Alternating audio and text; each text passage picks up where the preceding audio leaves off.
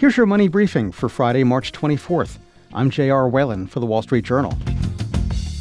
As pandemic restrictions eased and offices opened back up, companies embraced the idea of employees working a hybrid schedule.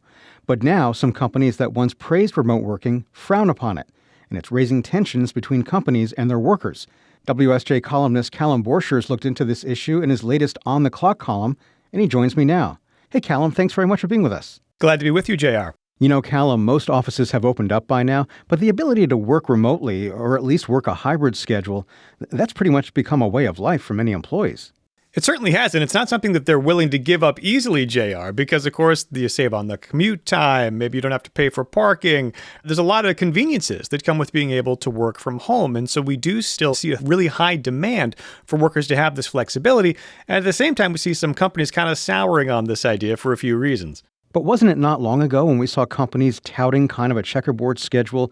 Maybe 3 days in the office, 2 days at home. What's caused that to shift? Right. And remember, some of the reasons the company said they liked it was, well, we could recruit talent from all over the place, right? That's going to be a recruiting advantage for us if we're not just focused on the local market. But now, of course, one thing that's changed is the labor market starting to cool off. There's a lot of talk of a possible recession.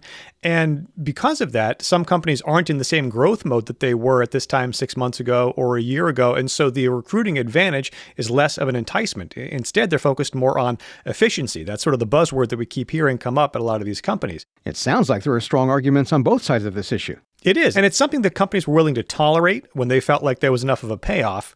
But right now, some managers are telling me they're getting kind of sick of it. And of course, to be fair, there are plenty of bosses, too, who really never liked this remote idea. It was something they felt they had to give as an allowance to workers when the labor market was at its very, very tightest. Yeah, and you spoke to some company leaders who are dealing with this redrawing of work rules. How's that going? Well, they tell me they're getting some resistance from their teams, as you might guess. A fellow named Alan Jones comes to mind. He's the founder and CEO of an HR company in LA called Bambi. He's got about 175 employees. They're not all local, but most of them are. And he said, look, I gathered the team recently and told them I'm inclined to bring you all back 5 days a week. I think that's really the way that we'll work the best. And he said the team was up in arms. People did not like that idea. So he's basically made a deal where he said, all right, we'll do 3 days in the office and I'll preserve 2 work from home days. And I'll even throw in a third one over the summer if you can keep it. But you got to show me the productivity doesn't drop off. And so this experiment has been going on for a while.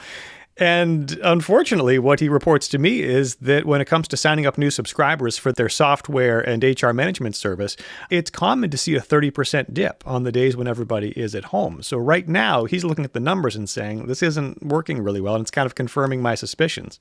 So wait, the chance to work from home and enjoy summer from the backyard, that might not happen? It may not. I said to him, Alan, so what are the chances here that you're actually going to get these summer Fridays at home? And he said, well, I don't want to preempt anything I would say to the team. So he wouldn't tell me what the timeline is. I take it there's maybe a little bit more of an improvement period, a little more runway. It is still just March. But I think that, come summer, if folks want to be working from home on Fridays, they really need to crank up the effort. And I think one of the things that I heard from managers was it really is kind of an effort issue in their minds. And they feel like people had maximum effort at the height of the pandemic, partly because it was this sort of acute moment. It was a global crisis. A lot of companies were failing. That was sort of a special lightning in a bottle thing, is the way Mr. Jones put it to me. But it's hard to sustain that over the long haul. And now that there's a bigger sample size, you see some business leaders saying, we're just not as productive as we were 2 years ago. Now, Callum, a moment ago, you mentioned the recruiting of workers. The opportunity to work remotely emerged as a hallmark of the fierce competition among companies over the past 2 years to bring in workers. Where do things stand now? Yeah, this is a great measurable, JR, because it tells you whether companies still feel like this is something that they need to offer. And increasingly, the answer is no. So if you look at LinkedIn's data, a year ago, about 20% of the listings on LinkedIn were for fully remote positions, 1 in 5. Well, now that number is about 12%. So you're talking more like 1 in 8 positions. The demand for those roles is still very high. LinkedIn tells me that slightly more than half of the applications that come in on its platform are for those remote positions. So people really are hungry for that remote flexibility. But of course, what that tells you is that they're very, very competitive, right? And companies feel like they have a little bit more leverage. They're able to say, this is an in-office job, or at least this is a hybrid job where there is some face time required. And although people are clamoring for the roles, there just aren't enough open positions to go around. Now, we're also entering warm weather months. Before the pandemic, nobody thought twice about being cooped up in an office during the summer. But after remote work in 2020, 2021, and most of 2022, that could be hard for some workers to go back to. No doubt. And what I see companies doing is kind of offering modified versions of that. I mean, summer Fridays were a thing before the pandemic. There were companies that would say, we'll cut out early by policy, not like sneaking away from your desk at 1 o'clock. We'll actually end our workday around lunchtime on Friday. I do see some companies bringing back that benefit. And I also see companies saying, we're going to be sort of an office first model, but we will also offer you the freedom to work for extended periods of time from a remote location at some point during the year. And a lot of people, of course, will choose to do that during the summer. So you might say for 2 or 3 weeks, you can go travel someplace. Maybe a week of it is a proper vacation, and maybe the rest of it is remote work. We do see that kind of flexibility. I think what managers are trying to get back control of is this idea that that's going to be the norm now. All right, but it's not just being able to do your work in your favorite slippers or getting dinner ready at a reasonable hour. For many workers, there are real personal finance benefits to being able to work remotely. How are companies navigating that?